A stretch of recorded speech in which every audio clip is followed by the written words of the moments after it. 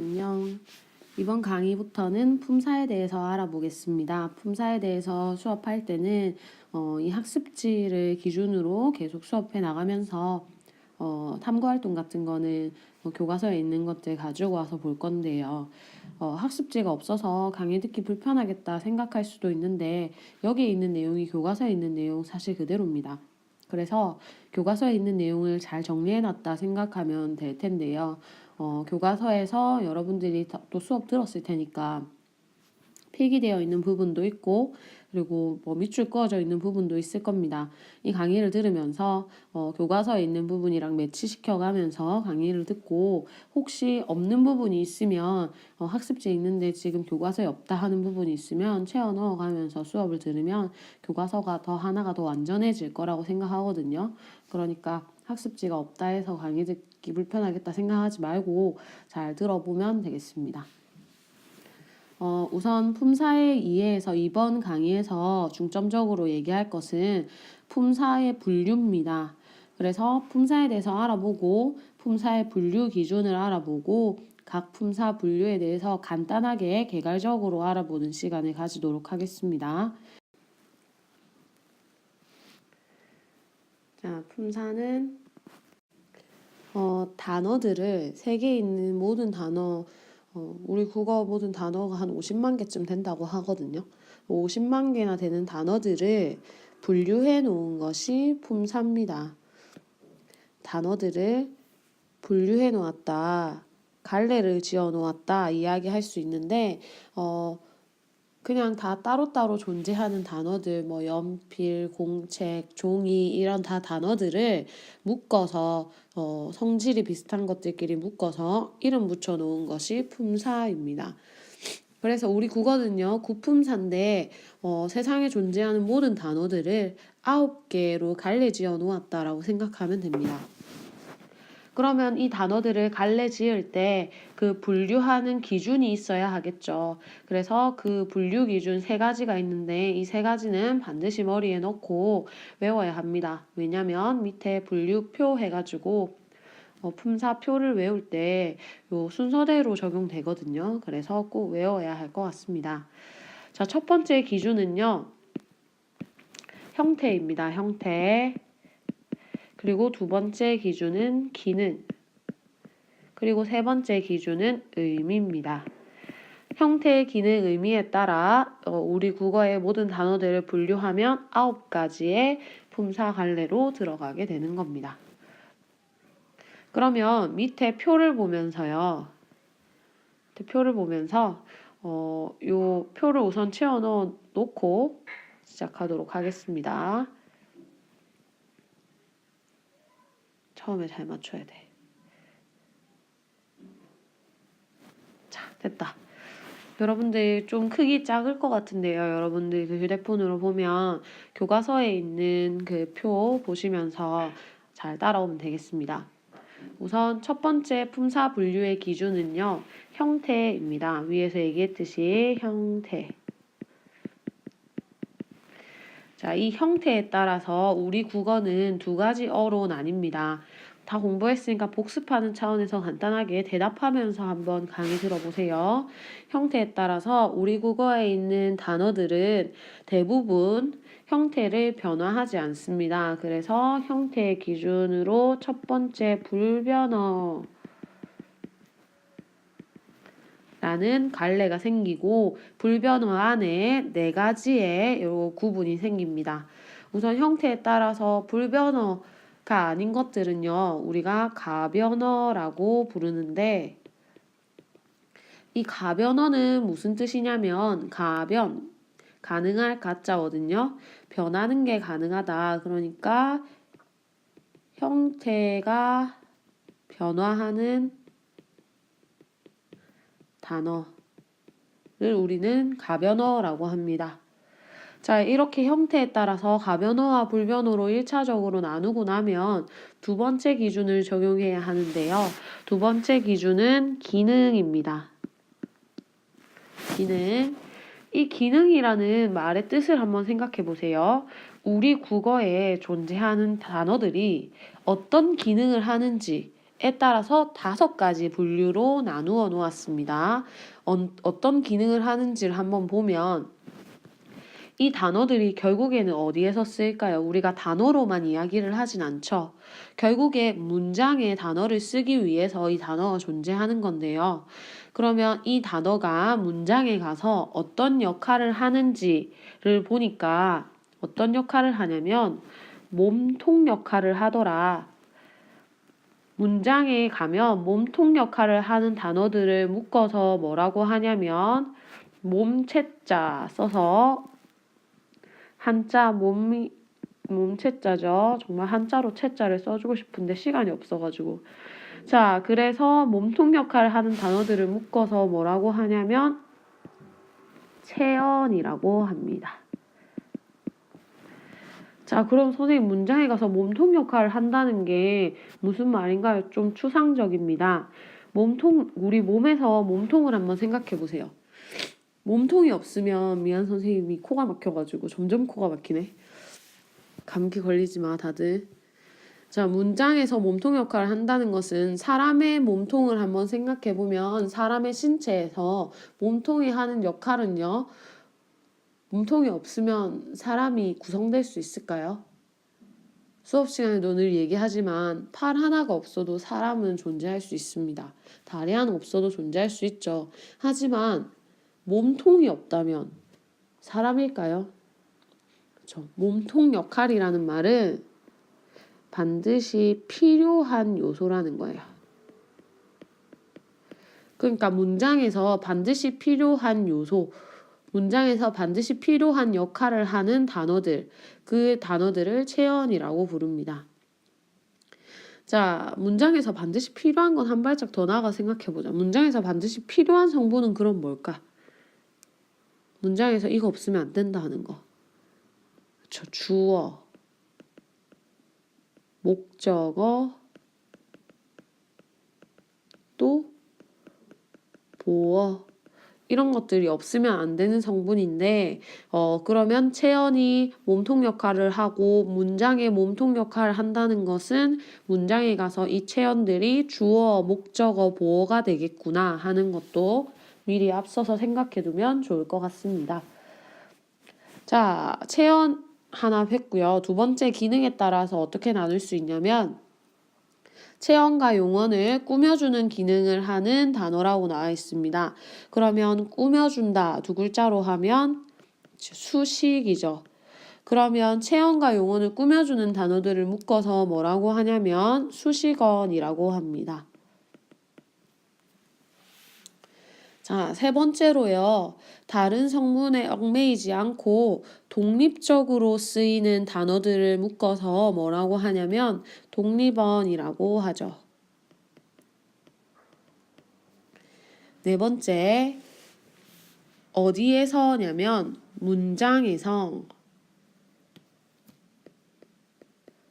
문장 내에서, 문장 안에서 어떤 단어들의 문법적인 관계를 더해주거나 아니면 의미를 더해주는 단어 뭐냐면 관계어입니다. 그리고 마지막 주어의 움직임이나 상태의 성질을 나타내는 말은 용언이죠. 자, 그런데 용언에는요, 앞에 한 글자가 생략되어 있습니다. 용언이라고 하면 여러분들, 좀 무슨 말인지 헷갈린다 라고 생각할 수도 있는데요.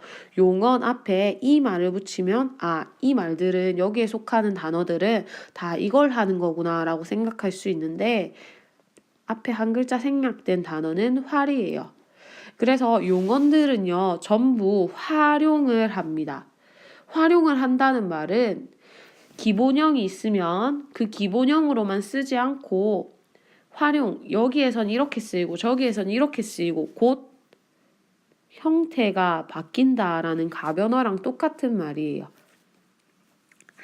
자, 그러면 좀 더 자세하게 이제 기능으로 5가지 체언, 수식언, 독립언, 관계언, 활용언, 그러니까 용언 5가지로 한번 이야기해 보았다면 분류 기준 세 번째 의미에 따라서 총 9가지의 품사 분류로 나누어 보도록 하겠습니다.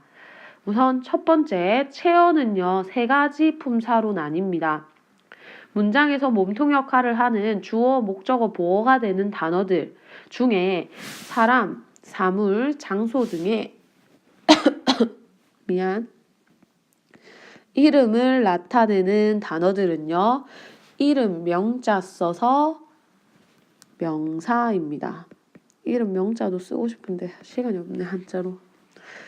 자, 다음 사람, 사물, 장소의 이름이 다 있잖아요. 선생님 이름도 있죠. 김혜란. 그리고 이 사물의 이름, 아이패드. 이런 이름이 있습니다. 그런데 이 이름이 기억 안 날 때, 혹은 그 이름 모를 때, 혹은 그 이름 지금 말할 시간이 없을 때 대신 가리키는 단어가 있습니다. 명사를 대신해서 가리킨다 해서 대명사겠죠.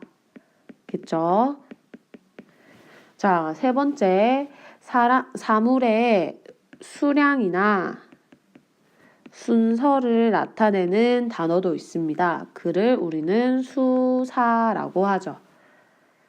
자, 그리고 수식어에 가보면 주로 수식어는 2가지로 나뉘는데요. 주로 무엇을 수식하는지, 무엇을 꾸며주는지에 따라서 품사 2가지로 나뉘거든요.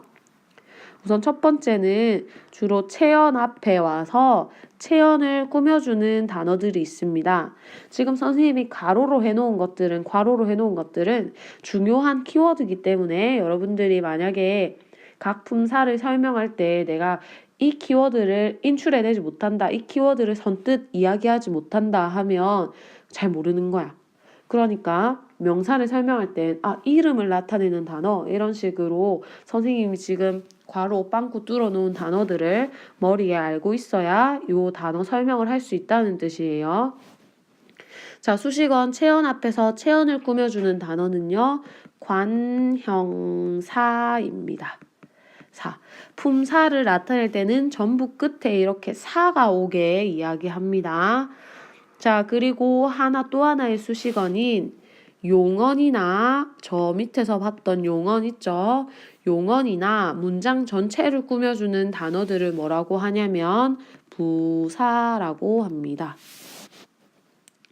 자, 그리고 다음 독립어에는요, 하나밖에 없는데 혼자 독립적으로 쓸 수 있는 품사는 감탄사예요. 감탄사. 그러면 각 감탄사가 뭐냐? 감탄사가 하는 일은요, 헐, 이런 놀람을 나타내거나 느낌, 그리고 부름, 야, 이렇게 하는 거.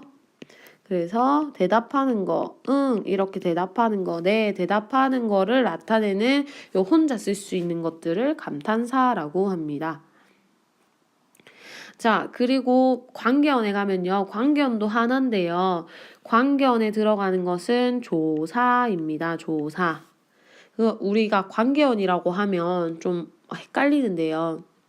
그냥 머리에 이렇게 넣습니다. 관계어 이꼴 조사다. 어디에서 관계어 얘기했다. 그럼 머릿속에서 바로 조사로 바꾸세요. 관계어는 조사다. 이렇게. 조사는 관계어이다. 자, 관계어이 조사다 하는 거는 이렇게 그냥 단순히 외워도 되지만 선생님이 지금 설명을 해줄 건데 왜 관계어이 조사인지 한번 이해를 한번 해보도록 합니다. 단어가 2개가 있어. 예를 들어서 책상, 그리고 물건을 사다 할 때 사다. 동사도 단어니까 이렇게 단어가 따로따로 2개가 있어요.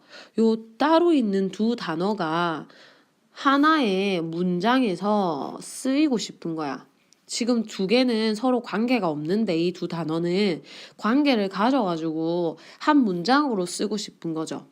그럼 이 2 단어가 서로 관계를 가지려면 사이에 뭐가 들어가야 할까요? 저 책상을 사다 이렇게 해야 2 단어가 지금 하나의 문장 안에 들어가면서 2개가 서로 관계가 있어지죠. 자, 그러면 두 단어를 관계를 가지게 해준 애는 뭔가요? 을이죠. 이 을이 뭐냐면 목적격 조사예요. 지금 목적격 조사가 뭔지 몰라도 되거든요. 그냥 여기서 선생님이 이야기해주고 싶은 건 조사가 왔더니 두 단어가 서로 관계가 있어졌네. 그래서 조사는 관계어이구나. 이 정도만 알아도 됩니다. 자, 조사의 종류에는 더 많은데요. 나중에 조사 강의에서 보도록 하고. 자, 밑에 용언으로 가보겠습니다. 용언에는요. 주어의 움직임을 나타내는 동사가 있고요. 움직이는 모습을 나타내는 단어, 가다, 먹다, 자다 이런 움직임을 나타내는 단어. 그리고 주어의 성질이나 상태를 나타내는 단어들이 있는데 얘네들은 형용사입니다. 상태, 예쁘다. 상태,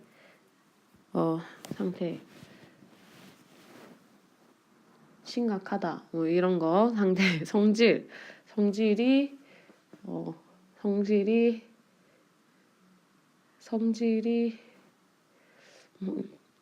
예시가 잘 생각이 안 나. 예시를 어디 적어두든지 해야 되는데 적어두지도 않아. 정말 똥배짱으로 가르친다고 할 수 있는데 성질을 나타내는 형용사 뭐가 있냐면 찾아봐. 성질이 더럽다밖에 생각이 안 나. 계속 성질이 더럽다 형용사입니다, 여러분. 그치? 자, 이렇게 성질을 나타내는 형용사가 있습니다. 자, 그러면은 이제 뭘 해볼 거냐면 이거 하나 설명해야 된다. 그러면 동사랑 형용사가 활용원, 용언이잖아요. 가변어잖아요. 그 뜻이 뭐냐면 동사 예시 하나 들어보면 가다죠. 그런데 이 가다는 모든 문장에서 그냥 가다로고만 사용되지 않아요. 오늘 가다, 내일 가다, 어제 가다 이렇게 사용되지 않죠. 이 가다는요. 뒤에 다양한 어미들이 붙어서 활용한단 말이에요. 간다, 갔다, 가고, 가서 이렇게 활용하죠. 자, 이 모습이 형태가 변했다라고 하는 겁니다. 형용사도 마찬가지고요. 그래서 얘들은 가변어에 들어가고 활용하는 용언이다. 그런데 이 칸이 지금 왜 있는지 의문스럽죠. 이 칸. 자, 이 칸은요. 조사, 관계언 안에 들어가는데 조사랑 지금 다른 칸으로 좀 뭔가 분류되어 있는 기분이 들죠. 선생님이랑 같이 얘네가 뭔지 선생님이 이걸 왜 적어놨는지 한번 보도록 하겠습니다. 자, 그녀가 학생이다라는 예문이 적혀져 있습니다. 그녀가 학생이다. 자, 그러면 우리 얘네의 문장 성분을 한번 파악해 보겠습니다. 그녀가 학생이다. 얘는요. 서술어입니다. 학생이다의 그녀가는요. 주어죠. 그러면 요 문장 안에 있는 명사 한번 찾아보세요. 명사 혹은 체언 찾아보세요. 체언 위에서 배웠죠. 명사, 대명사, 수사. 요 학생이 명사고요. 체언이고 그녀도 대명사라서 체언입니다. 그러면 체언 뒤에는요. 항상 조사가 붙습니다. 어디에 써주세요. 체언 플러스 조사. 무조건. 체언에는 조사가 붙어요. 안 붙을 수도 있는데 조사는 항상 체언 뒤에 와요. 조사가 왔으면 혼자 쓰일 수는 없는 거야. 조사는 항상 체언 앞 무슨 말이야. 조사는 항상 체언 뒤에 붙어. 그러면 지금 명사, 대명사가 체언이잖아요. 그러면 이 체언 뒤에 오는 가와 이다는 얘네 정체가 뭘까요? 그렇죠. 얘네 두 개는 조사란 말이죠. 조사. 그러면 주어를 만들어준 가는 무슨 격조사? 주격조사. 서술어를 만들어준 이다는 얘는 이름이 뭘까요? 서술격 조사입니다. 학생에 붙어서 학생이다를 서술어로 만들어준 이다는요, 서술격 조사인데, 그러면 이 이다의 특성이 다른 조사들과는 달라요. 뭐냐면, 이다는 학생이다 라고만 항상 쓰이지 않죠. 학생이다, 학생이었다, 학생이고, 학생이지, 이런 식으로 무엇을 합니까? 형태를 변화한단 말이에요. 그래서 조사 중에 서술격 조사는 다른 것들은 조사 모두 불변어인데 서술격 조사만 뭐다? 가변어에 들어간다. 형태를 변화한다. 라고 알아두면 되겠습니다. 그래서 우리 국어의 가변어는 무엇입니까? 물어보면 동사, 형용사, 그리고 서술격 조사라고 대답을 해야 합니다. 자, 잘 들었으면 저 위에 나오는 그곳에 그곳에서 새 옷을 하나 더 사니 좋구나가 나오는데 얘네들을 한번 분류 한번 해서 해당 단어 칸에 넣어 볼게요. 여러분들 그 교과서에 있는 탐구 활동이랑 똑같은 거예요. 자, 외치고